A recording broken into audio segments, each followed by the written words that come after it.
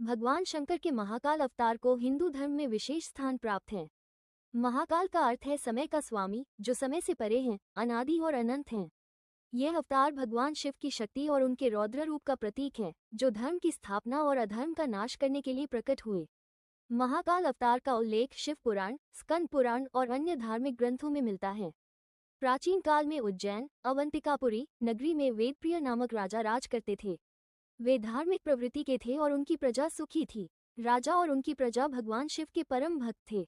उज्जैन का एक क्षेत्र एक पवित्र तीर्थ था, जहां महाकालेश्वर मंदिर स्थित था। एक समय दैत्यराज दूषण ने उज्जैन पर आक्रमण कर दिया। दूषण और उसके साथी असुर अधर्म के प्रतीक थे। उन्होंने मंदिरों को तोड़ना, यज्ञों को भंग करना और साधु संतों को कष्ट पहुंचाना आरंभ कर दिया। संपूर्ण उज्जैन नगरी में हाहाकार मच गया। प्रजा त्राही त्राही कर उठी। तब सभी ने मिल प्रजा की पुकार सुनकर भगवान शिव महाकाल रूप में प्रकट हुए। उनका ये रूप अत्यंत भयावह और रौद्र था। महाकाल ने अपनी दिव्य शक्ति से असुरों का संहार किया। महाकाल का स्वरूप अत्यंत रौद्र और दिव्य है। उनका ये रूप दर्शाता है कि वे जीवन और मृत्यु दोनों के स्वामी हैं तथा वे धर्म की रक्षा और अधर्म के विनाश के लिए सदैव उपस्थित रहते हैं। भगवान शिव अपने भक्तों के लिए किसी भी रूप में प्रकट हो सकते हैं। महाकाल अवतार उनकी अनंत दयालुता और भक्तवत्सलता का प्रतीक है।